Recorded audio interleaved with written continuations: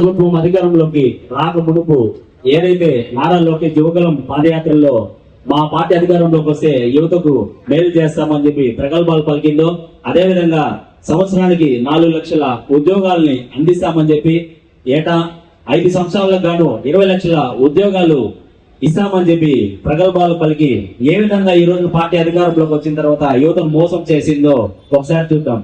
మొన్న 2025లో డిఎస్సి నియామకాల్లో భాగంగా 16,000 టీచర్ పోస్టులు ఉద్యోగాలకు నియామకాలు డిఎస్సి పోస్టులకు వీళ్ళు ఇస్తే అందులో టిఎస్సిలో ఏ విధంగా అక్రమాలు జరిగాయి, అదే విధంగా మెరిట్ లిస్ట్ లో ఏ విధంగా అక్రమాలు జరిగాయి అన్నదానికి ఉదాహరణగా మేము ఈ రోజున ఒక నాటకాన్ని ప్రదర్శించబోతున్నాం. మీ కళ్ళ కంటికి కట్టబోయేటట్టుగా మరీ ముఖ్యంగా స్పోర్ట్స్ కోటాలో ఏ విధంగా అక్రమాలు జరిగాయి. 2% ఉన్నటువంటి స్పోర్ట్స్ కోటాని వీళ్ళకి అనుకూలంగా జీవోలు 3% గా మార్చుకోవడం, అదే విధంగా డిఎస్సి పూర్తయిన తర్వాత వీళ్ళు ఏదైతే జీవోలు ఇచ్చారో ఆ జీవోలన్నింటినీ కూడా రద్దుపరచడం, లక్షలాది రూపాయలు ఒక్కొక్క దగ్గర నుంచి వసూలు చేసి ఏ విధంగా ఈ టీచర్ నియామక పోస్టుల్ని అమ్ముకున్నారో మనం ఒకసారి చూద్దాం. ఇక్కడ ఒక వేలంపాటు జరుగుతుంది. ఈ వేలంపాటులో మనకి ఇక్కడ భూములను వేలం వేయడం లేదు, బంగారాన్ని వేలం వేయడం లేదు. సంతలో గొర్రెలను ఏ విధంగా అయితే వేలం చేస్తారో అదే విధంగా ఈ టీచర్ పోస్టుల నియామకాలను కూడా ఎవరు ఎంతకు పాడుకుంటే వాళ్ళకి ఇవ్వడం జరిగింది. మనం ఇప్పుడు ఒకసారి ఈ నాటకాన్ని మీకు ప్రత్యక్షంగా చూద్దాం. టీచర్ ఉద్యోగాల వేలం పాటికి చూడండి. గ్రేడ్ తప్పలేదు, ఉద్యోగం తప్పలేదు, సర్టిఫికేట్ తప్పలేదు, రాత పరిస్థితి తప్పలేదు. క్యాష్ పట్టండి, ఉద్యోగం పట్టండి. ఇక్కడ క్యాండిడేట్ రెడీగా ఉన్నారు, సర్టిఫికేట్స్ రెడీ కూడా, లెక్కలు రెడీగా ఉంది సార్. సర్టిఫికేట్ వెరిఫై చేయాలి, తర్వాత మెరిట్ లిస్ట్ కూడా వెరిఫై చేస్తాం సార్. నీ పని సర్టిఫికేట్ వెరిఫై చేయడం, నా పని పేమెంట్ చూస్తాం, ఉద్యోగాల అపాయింట్మెంట్ ఇవ్వడం. ఎవరైతే రమ్మని చెప్పండి.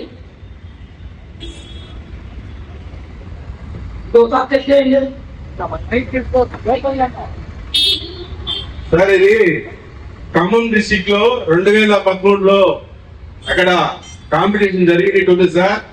మన రికార్డుల ప్రకారం జరిగితే అసలు ఎక్కడ ఆ సంవత్సరంలో కాంపిటీషన్ అనేది జరగలేదు. కాబట్టి ఇది ఫేక్ సర్టిఫికేట్ గా నేను భావిస్తున్నాను సార్. పేమెంట్ ఎంత? ఆల్రెడీ లెక్క 20 లక్షలు అందింది సార్. నీకు దాని సర్టిఫికేట్ కదా స్టాంప్ చేసి ఓకే సార్. ఓకే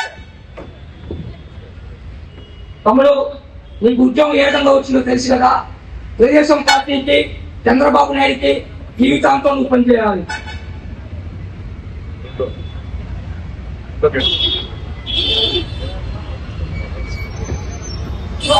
చేయండి సార్. ఇది 28-29 నవంబర్ 2014లో కాంపిటీషన్ జరిగింది సార్.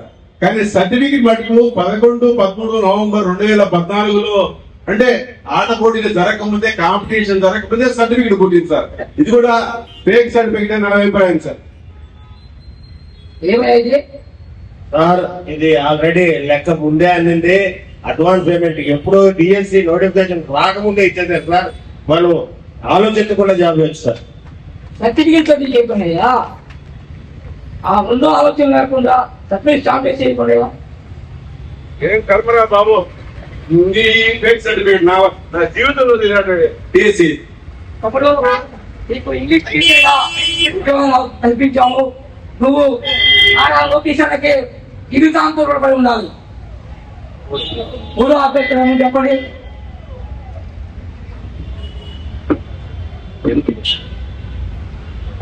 అర్థం చేయండి.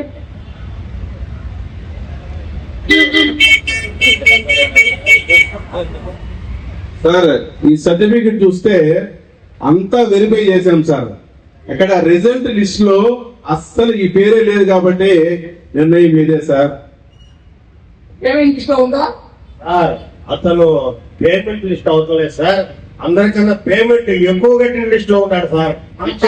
మనకు కావాల్సిందే మీరు జనం ఆలోచించకుండా ఆ సత్యం లేదా స్టాంప్ వేసి సార్ నాకు బేస్ సర్టిఫికెట్ లోనే మీరు సరే సార్ మీరు చెప్పినట్టు ఇచ్చేస్తున్నాం. మనల్ని ఎవరయ్యా అడిగేది?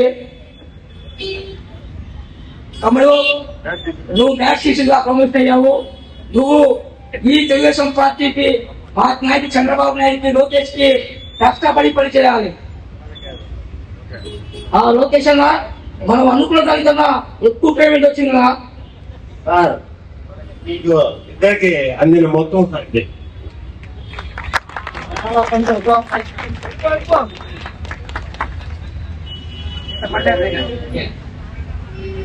చూశారు కదా, మన పిల్లలకి చదువులు చెప్పాల్సినటువంటి ఉద్యోగాల పోస్టులు ఏ విధంగా స్పోర్ట్స్ లో దండ సర్టిఫికేట్లతో కోట్లాది రూపాయల్ని దండుకొని నారా లోకేష్ యువతను మోసం చేస్తూ వాళ్ళకి ఈ ఉద్యోగ భర్తీ చేశారో చూశారు.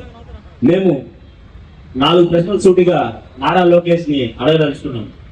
అసలు 2013 ఖమ్మంలో అసలు ఛాంపియన్షిప్ జరగలేదని అధికారులు చెప్తుంటే మీరు ఆ సర్టిఫికేట్ ని ఎలా ఆమోదించారన్నది మా మొదటి అంశం.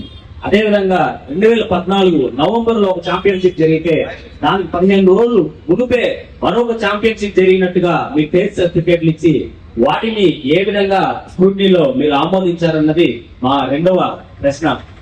అదేవిధంగా 2019లో జరిగినటువంటి ఒక ఛాంపియన్షిప్ లో 81 కేజీల పాల్గొన్నటువంటి ఇద్దరికి సిల్వర్ మెడల్ వచ్చినట్టుగా సర్టిఫికేట్లు ఇచ్చి వాళ్ళకి మీరు ఉద్యోగాలు ఇవ్వడం జరిగింది. ఒక ఛాంపియన్షిప్ జరిగితే gold medal, silver medal, bronze medal అనేది ఉంటాయి. ఈ జూడోలో ఒకే కేటగిరీలో 81 కేటగిరీలో కేటగిరీలో పాల్గొన్నటువంటి ఇద్దరు వ్యక్తులకి ఏ విధంగా సిల్వర్ మెడల్ ఇచ్చినారు, వాళ్ళకి ఏ విధంగా మీరు ఉద్యోగాలు ఇచ్చారన్నది మా మూడవ ప్రశ్న. అదే విధంగా కొన్నిట్లో అయితే కొంతమంది అభ్యర్థులకి ఆ జరిగినటువంటి ఛాంపియన్షిప్ ఫైనల్ లిస్ట్ లో వాళ్ళ పేరు లేకపోయినప్పటికీ కూడా సర్టిఫికేట్లలో మాత్రం వాళ్ళ పేరు వచ్చింది. అంటే ఛాంపియన్షిప్ ఫైనల్ లిస్ట్ లో వాళ్ళ పేరు లేకపోయినప్పటికీ వీళ్ళకి ఏ విధంగా ఆ సర్టిఫికేట్లు వచ్చాయన్నది మా 4వ ప్రశ్న. అంటే డిఎస్సి లో ఏ విధంగా ఎంత అక్రమాలు జరిగినాయి అన్నదానికి ఇవన్నీ కూడా మేము ఉదాహరణలతో సహా నారా లోకేష్ ని ప్రశ్నిస్తా ఉన్నాం. కాబట్టి ఖచ్చితంగా ఈ డిఎస్సి లో జరిగినటువంటి అవకతవకల పైన వెంటనే సిబిఐ విచారణ జరపాలని, అదేవిధంగా ఈ అవకతవకలు బాధ్యత వహిస్తూ విద్యాశాఖ మంత్రి అయినటువంటి నారా లోకేష్ రాజీనామా చేయాలని చెప్పి మేము డిమాండ్ చేస్తా ఉన్నాం. ఇది మెరిట్ లిస్టా? కాదు ప్రైజ్ లిస్ట్.